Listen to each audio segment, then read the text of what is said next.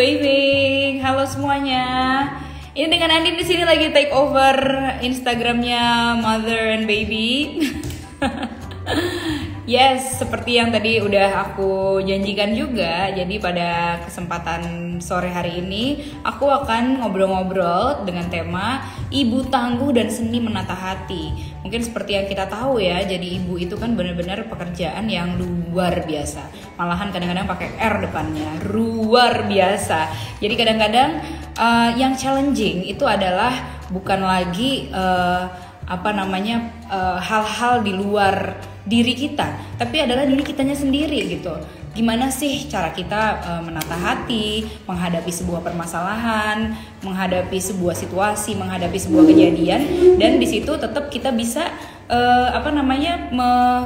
menata, atau kita tetap bisa memastikan bahwa diri kita ini oke gitu, atau memastikan bahwa diri kita ini tidak kenapa-kenapa gitu ya. Nah, jadi pada ya spesial di hari ibu ini, aku sebelum mengundang narasumber aku pada sore hari ini ya, aku ingin cerita sedikit bahwa di hari yang spesial ini aku baru saja mengeluarkan sebuah single, dimana single ini judulnya adalah Anakku Sayang. Nah, teman-teman semuanya sudah bisa mendengarkan single Anakku Sayang di semua digital music platforms ya, baik di Spotify, di Joox, di iTunes, Apple Music, Deezer dan yang lainnya sudah bisa didengarkan di sana. Lagu ini diciptakan memang terinspirasi dari anak keduaku, yaitu Tabi. Tapi lagu ini aku persembahkan untuk semua ibu dan untuk semua anak, bahwa ternyata kadang-kadang ibu itu kan merasa banyak nggak percayanya gitu ya. Bahkan sebelum dia punya anak, dia sudah merasa bahwa dia tidak bisa menjadi ibu yang baik gitu ya. Atau misalnya dia nggak percaya diri, dia nggak percaya akan lingkungan di mana anak akan dibesarkan, dia nggak percaya dengan berbagai macam hal. Tapi pada kenyataannya akhirnya dia mampu gitu. Sebenarnya si ibu ini mampu untuk menjalankan. Ketika aku telusuri, ketika aku tanya, dan bahkan ketika aku tanya ke diriku sendiri gitu ya, siapa sih yang membuat ibu ini mampu menjalankan? Ternyata adalah anaknya. Seringkali kita mendengar, ya udah demi anak, nggak apa-apa, aku jalanin demi anakku. Ini semua aku lakukan demi anakku gitu ya. Jadi ternyata anak ini sangat penting dalam proses perjalanan seorang ibu. Bagaimana si ibu ini nih bisa menjadi perempuan yang tangguh, perempuan yang mampu menjalankan kesehariannya dia, yang aku percaya itu tidak sama sekali tidak mudah. Jadi untuk semua ibu yang mengalami struggle, yang aku yakin kita semua pasti challenging untuk menjadi seorang ibu, tapi kita menjalankan demi Anakku Sayang. Oke, jadi spesial di hari ibu ini yang menghijack Instagramnya Mother Baby Indonesia adalah aku. Dan pada sore hari ini aku juga akan berbincang-bincang dengan salah satu ibu tangguh, yaitu Ratih Megasari. Nah, mom semuanya pasti sudah nggak asing lagi ya dengan nama Ratih Megasari, karena beberapa tahun yang lalu kita semua mungkin se-Indonesia sudah sangat akrab gitu dan merasa dekat dengan Mbak Ratih Megasari dan keluarganya. Kalau teman-teman ingat kisah perjuangannya bersama sang suami dalam merawat sang buah hati, Adam Fabumi, ya mungkin masih inget ya. Aku aja sampai sekarang masih sering kebayang-bayang mukanya Adam yang seneng banget senyum gitu ya. Aku sampai sekarang geleng-geleng kepala karena beberapa waktu lalu juga sempat ketemu sama Mbak Ratih Megasari juga, dan wah, beliau benar-benar setelah kepulangannya Adam lalu bisa kembali menata hatinya dan kembali menjalankan hidupnya gitu ya. Dan aku yakin pasti ada sesuatu yang membuat dia bisa kembali tidak hanya beraktivitas tapi juga memiliki semangat yang luar biasa. Nah, kalau kita ingat bagaimana Mbak Ratih ini begitu tabah dan gigih dalam merawat Adam yang kala itu memiliki sindrom Patau atau trisomi 13, dan ini kan merupakan sebuah penyakit langka ya, dalam arti kelainan fisik dan apa namanya, ada sedikit gangguan gitu. Nah, pada Adam, penyakit langka ini membuatnya harus selalu menggunakan selang ventilator untuk membantunya bernafas. Kondisi tersebut membuat Adam harus meninggalkan kedua orang tuanya di usia yang baru menginjak 7 bulan. Dan aku yakin pada saat itu tidak hanya orang tuanya, tapi kita se-Indonesia benar-benar merasa sedih dengan kepergian Adam. Nah, oke. Ya, jadi aku akan melihat apakah Mbak Rati sudah ada di sini. Yeay, sudah ada. Halo Mbak Rati, aku akan menunggu. Apa kabar? Hai, kabar baik Mbak Andin. Apa kabar? Ya Allah, gimana pandemi Mbak? Masih sibuk pastinya ya. Cuman pasti work from home ya sekarang berarti ya. Mostly sih memang work from home, cuman memang kadang beberapa ada kegiatan yang emang harus datang fisik, cuman tetap dengan protokol kesehatan. Nah, gitu. Mbak Din, buat anak keduanya, so cute. Thank you banget Mbak Rati, ya Allah. Mbak, ini udah apa namanya, nggak kerasa ya, ternyata udah 3 tahun ya semenjak kepergian Adam ya. Iya, udah 3 tahun, nggak kerasa. Masih, kenapa? Iya, November kemarin 3 tahun pas tanggal 2. Ya. Jadi gimana Mbak jalanin hari ke hari gitu ya? Aku yakin pasti ada semangat yang mungkin Mbak Rati nggak pernah rasakan sebelumnya. Ya. Pertama sih bagaimana cara menjalaninya tentu tidak terlepas dari support system ya. Apalagi keluarga gitu, itu support system yang paling benar-benar mensupport kita gitu ya. Lalu setelah itu juga ada teman-teman, terus paling spesial dan paling ngenaknya lagi adalah support system dari orang-orang yang justru aku nggak kenal. Kayak yang tadi Mbak Andin bilang tadi pas intro awal-awal, mungkin se-Indonesia tahu. Nah, inilah teman-teman baru aku yang mungkin boleh dikata dulu aku ingat banget ada tante online-nya Adam yang bilang Adam nih mempersatukan seluruh ibu-ibu se-Indonesia gitu. Jadi aku di situ ngerasa touchy banget. Jadi support systemnya itu tidak hanya dari keluarga dan juga teman dekat gitu ya, tapi benar-benar dari seluruh ibu-ibu se-Indonesia mungkin pada saat itu gitu. Jadi itu yang mensupport aku. Ya, secara virtual walaupun mungkin belum pernah bertatap muka secara langsung, tapi di situ ternyata kekuatan para perempuan kalau bisa mendukung satu sama lain ternyata punya dampak yang benar-benar luar biasa ya terhadap banyak perempuan lainnya. Nah, berarti aku nggak apa-apa ya kalau misalnya kita harus flashback ke 3 tahun yang lalu. Semoga nanti Mbak Rati share bisa menginspirasi yang lain juga. Nah, waktu itu kan sebenarnya dirimu tuh udah tahu bahwa Adam ini ada trisomi 13 gitu pada saat usia kehamilan 5 bulan, correct me if I'm wrong. Nah, apa yang waktu itu ada di pikiranmu? Pas tahu terdiagnosa ternyata ada kelainan, hancur jelas momen itu tuh karena masih sama dokter kali ya. Jadi waktu pas udah didiagnose gitu, kayak masih processing, dokter ngejelasin aku kayak udah nggak denger gitu loh. Terus nggak. Jadi waktu pas keluar dari ruangan dokter baru deh tuh pecah nangis bombay dan segala macem. Aku ingat banget semua aktivitas aku di hari itu aku cancel, langsung telepon orang rumah. Pada saat itu aku ingat banget langsung karena bareng suami, nangis pertama tentu ke suami. Habis itu aku minta tolong suami teleponin mama aku. Pokoknya langsung keingetnya tuh langsung mama gitu, ngasih tahu mama.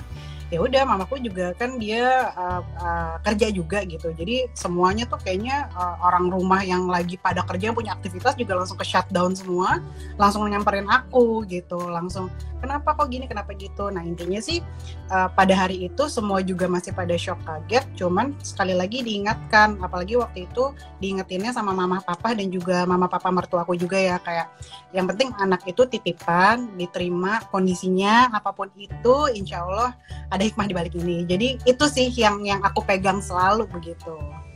Iya. Wah, benar-benar ya, ternyata memang support sistemnya sudah sangat luar biasa even dari ketika hamil ya. Nah, kalau aku mencoba untuk membayangkan ada di posisi dirimu gitu ya, memiliki bayi dengan sebuah penyakit langka, itu kan sesuatu yang pasti ya luar biasa banget pasti perjalanannya. Nah, apa yang membuat dirimu tuh punya satu kekuatan gitu kan? Karena kalau dari yang kita lihat memang seorang Ratih Megasari dari awal gitu ya sampai bisa apa ya menghadapi, tidak hanya menghadapi ini semua ya, tapi juga untuk berbicara gitu ke publik dan segala macam. Kita ngerasanya dirimu tuh kuat banget gitu. Nah, apa yang membuat kuat? Tentu pertama sih yang bikin kuat, aku tuh selalu dikasih tahu sama orang-orang bahwa orang tua kuat, anak kuat. Cuman aku justru the other way around gitu ngelihatnya. Aku ngelihat Adam tuh strong banget dengan berbagai diagnosa mulai dari A sampai Z yang dimana itu semuanya yang kena tuh kondisi vitalnya dia gitu ya semua. Terus pada saat itu juga udah dikasih tahu sama dokter bahwa harapan hidupnya itu kecil, tapi aku dan suami melihat kondisi Adam dengan berbagai selang dan lain sebagainya untuk mensupport hidup dia. Dia tuh tetap bisa keep on smiling kalau kita ajak bercanda kayak apa ya, kayak oke, gue mau survive gitu. Nah itu sih yang kita tangkap. Nah kita tuh ngelihatnya Adamnya kuat, justru kitanya yang jadi tertular kuat gitu. Jadi kalau Mbak Rati kok bisa sih kuat ya, karena anakku kuat gitu. Masa anaknya kuat orang tuanya lemah, nanti gimana anaknya bisa berkaca gitu kalau ngeliat orang tuanya lemah gitu. Jadi kayaknya sih sama-sama saling mensupport. Aku yakin juga pasti Adam kayak have a little di dia bahwa ayo dong jangan nyerah gitu. Dan itu sih yang kita tangkap gitu. Iya. Kita semua juga walaupun mungkin belum pernah bertemu dengan langsung dengan Adam, tapi kita ngerasain kok energi itu gitu ya. Makanya kan mungkin tante-tante om-om online kayak bisa sesemangat itu gitu kan, itu luar biasa banget, berarti kan energi yang keterima gitu ya di kita. Nah jadi ketika harus menghadapi kondisi yang seperti itu, gimana cara saling menguatkan bersama suami? Yang tentu pertama sih kita harus tahu dulu nih cara treatment Adam tuh seperti apa sih, dari mulai A sampai Z gitu ya. Kalau karena waktu itu Adam sudah divonis sama dokter bahwa hidupnya tidak lebih dari 1 tahun, oke deh gimana caranya kita mematahkan omongan dokter pada saat itu, kan denialnya masih seperti itu gitu ya. Dan kalaupun emang Adam tidak bisa sembuh, kita berusaha aja bagaimana caranya agar Adam hidup dengan nyaman setidaknya pada saat itu. Jadi kita memang benar-benar bikin suasana serta menata hati juga gitu ya, agar selama merawat Adam itu merasa nyaman di ruangan mini ICU-nya di rumah, dan juga apa ya, maksudnya proses kita si orang tuanya juga kita selalu keep it mind bahwa anak tuh titipan, jadi memang harus dirawat sebaik mungkin gitu. Karena itu sih sebenarnya, karena kata-kata itu anak itu titipan, kita tuh tidak pernah yang namanya memiliki anak tuh tidak pernah, kepunyaan tuh bukan punya kita gitu, jadi dititipkan gitu. Jadi sebenarnya karena hal itu sih, jadi sebagaimana caranya kita bikin Adam itu yang penting nyaman, Adam bisa nafas, dan dengan segala pada saat itu semuanya sudah dikerahkan, semua dengan segala keterbatasan kita maksimalkan gitu ya. Yang penting dari ventilator, tabung oksigen, terus juga tenaga medis, semua yang penting kita udah maksimal sediakan, dan Adamnya ngerasa nyaman, dan kita tetap terus berikhtiar gitu, usaha waktu itu itu kan diagnosa di Indonesia gitu ya. Akhirnya kita coba deh cari second opinion. Akhirnya kita sempat ke Singapura, dan sebenarnya kurang lebih omongan dokter Singapura juga sama gitu. Dari 4 dokter jantung yang kita temuin, hanya 1 dokter yang bilang dia mampu untuk operasi jantungnya Adam. Tapi dia memang bilang bahwa ini bukan untuk menyembuhkan, tapi hanya untuk mengurangi beban. Ya begitulah. Jadi memang sebenarnya obatnya gitu. Akhirnya karena memang kita ngerti nggak ada obatnya, anaknya nggak bisa sembuh, ya udah deh yang penting Adam ngerasain care-nya kita ke dia, sayangnya kita ke dia. Sekarang tinggal gimana caranya bikin dia nyaman, dan tentu sekali lagi dengan support system semua orang yang nggak henti-hentinya, dan juga doa Mbak Andin, itu yang paling penting. Iya ya, benar ya. Jadi ya saling menguatkan satu sama lain gitu ya bersama suami, dan mungkin menata hatinya tuh juga sebenarnya sudah berlangsung dari pada saat Adam masih ada ya berarti ya. Nah pasca Adam berpulang kan dirimu juga membuat Adam Fabumi Foundation, betul ya? Nah ini apa aja kegiatannya? Jadi alhamdulillah sampai dengan sekarang kita bilangnya AFF gitu ya singkatannya, Adam Fabumi Foundation ini tetap kita jadi visi misi kita adalah kita tuh sebagai wadah gitu ya untuk membantu para orang tua dengan anak-anak berkebutuhan khusus, terusnya untuk parents dengan penyandang anak dengan penyandang trisomi 13 dan juga 18 yang mengalami kesulitan khususnya biaya dan juga alat kesehatan. Karena aku ngerasa banget, aku dan suami ngerasa pada saat kita ngerawat Adam, anak-anak dengan trisomi 18 dan 13 ini tuh pasti ujung-ujungnya terpentoknya di biaya gitu. Jadi kita memaksimalkan sebisa mungkin si yayasan ini untuk membantu para orang tua tersebut untuk mengurangi beban biaya perawatannya, baik itu untuk pembayaran rumah sakit ataupun pengadaan alat-alat kesehatan. Kita bantuin bayar rumah sakit, tapi kita nggak bayarin full, paling hanya bayar sekian persen gitu. Tapi setidaknya kita berharap semoga itu bisa mengurangi beban biaya perawatan si anak seperti itu. Dan alhamdulillah sampai dengan sekarang bahkan ventilatornya juga, itu kan ventilator dari seluruh masyarakat Indonesia gitu ya, boleh dikata, untuk Adam. Dan itu alhamdulillah ventilator tersebut juga sekarang dipergunakan untuk membantu anak-anak lain yang memang membutuhkan alat tersebut gitu. Jadi itu masih sangat sekali, dan kita menyewakannya free, nggak ada biaya apapun gitu. Ampun, ya benar ya, berarti mungkin memang sebenarnya ada maksud dan tujuan sendiri kenapa ada kejadian itu gitu kan. Ternyata bisa nolong banyak orang juga gitu di luar sana yang membutuhkan. Nah, tapi peran dirimu itu sangat-sangat besar gitu dalam, tidak hanya dalam menyampaikan rasa cintamu ke Adam, tapi juga ke bagaimana bisa menularkan semangatmu ke banyak sekali perempuan, ke banyak sekali orang tua gitu. Dan kita itu ngelihat seorang Ratih Megasari itu ibu yang hebat. Oh, semua ibu hebat kok. Suka ngerasa gitu nggak sih? Maksudnya, ya ampun, terima kasih banyak Ratih sudah berjalan sampai hari ini gitu. Gimana rasanya Ratih? Aku sih nggak pernah ya mengadres diriku perempuan hebat gitu ya, ibu hebat gitu ya. Karena aku yakin semua ibu apabila mengalami hal yang sama kayak aku pasti akan melakukan hal yang sama, positif, itu pasti, nggak mungkin enggak. Mereka akan berjuang habis-habisan, mati-matian dengan segala usaha keterbatasan. Kalau bisa malah nggak ada batas gitu, kita limitless gitulah ibaratnya, kita tembus tuh batas. Jadi aku rasa semua ibu menurutku tuh apabila di posisi aku ya pasti akan melakukan hal yang sama. Dan juga aku merasa setiap ibu tuh punya struggle-nya masing-masing gitu. Mungkin aku pada saat Adam ya anakku ada kelainan, kita nggak tahu kan ibu-ibu lain di luar sana ada keterbatasan apa gitu dengan anaknya. Jadi menurut aku kalau diadres aku adalah ibu tangguh, no, kamu justru aku justru kamu harus ngomong itu ke diri, bahwa harus sering-sering ngomong bahwa oke, gue nih ibu hebat gitu. Jadi kayak positif afirmasi ke diri sendiri gitu. Ya gitu ya. Tapi aku setuju sama dirimu bahwa memang semua ibu hebat, termasuk juga dirimu gitu. Dirimu hebat Ratih, keren banget. Nih di depan aku nih lagi ada anakku si Tabi nih, lagi dari tadi. Oke.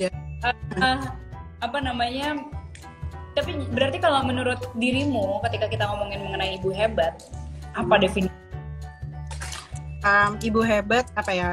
Kalau menurutku ibu hebat tuh, ibu tuh ketahanan ya. Jadi ibu hebat adalah ibu yang benar-benar, ibu dan juga istri ya, aku merangkap deh ya.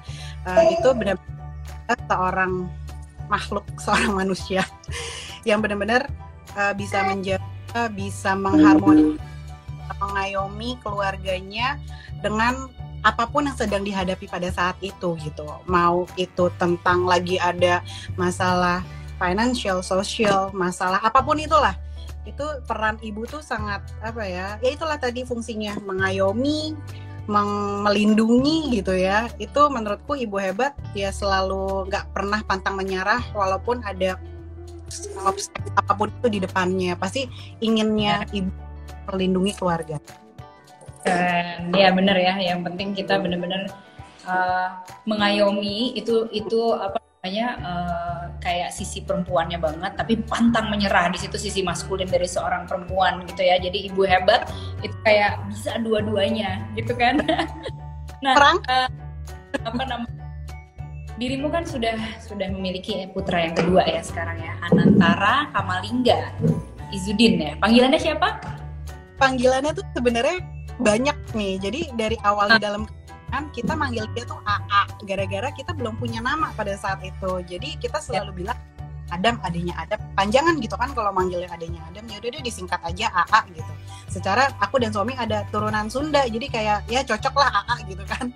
Terus udah gitu pada saat kan Anantara Kamalingga Izudin, semua tuh keluarga suka banget nama Izudinnya gitu, Izudinnya ini entah kenapa. Akhirnya suami ya udah deh nanti dipanggilnya Zizu aja. Terus ipar aku manggil aja deh. Terus akhirnya ponakanku yang umurnya 3 tahun, karena dia tahu aku manggil AA, terus ada panggilan Zizu, digabung sama dia, Azizu, Azizu, jadi singkatannya Azizu. Jadi sekarang kita manggil dia Azizu.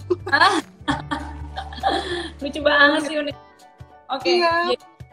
Semoga Azizu juga sehat-sehat ya, dan semoga semua pengharapan yang baik, dan semoga bisa menjadi anak yang selalu bahagia dan selaras ya, jadi bintang buat. Nah, aku mau tanya pertanyaan yang terakhir, Rati ada nggak pesan untuk para moms di luar sana gitu ya, khususnya yang pernah mengalami kehilangan buah hati seperti dirimu? Ini fresh from the oven. Kebetulan aku punya kenalan. Semoga aku berharap kenalanku ini juga join di sini. Namanya Aca. Kebetulan Aca ini temanku baru juga kehilangan Mbak Andin, anaknya di umur 1 tahun kalau nggak salah. Berkebutuhan khusus juga.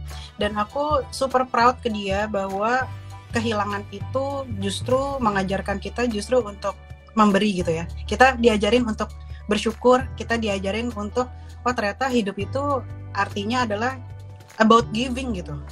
Jadi dia ini sekarang juga memberi bikin yayasan juga namanya Berbagi Bersama Abang, namanya itu kalau nggak salah. Nah terus kita sempat kolaborasi Berbagi Bersama Abang dengan AFF, yang dimana kita membantu anak-anak berkebutuhan khusus.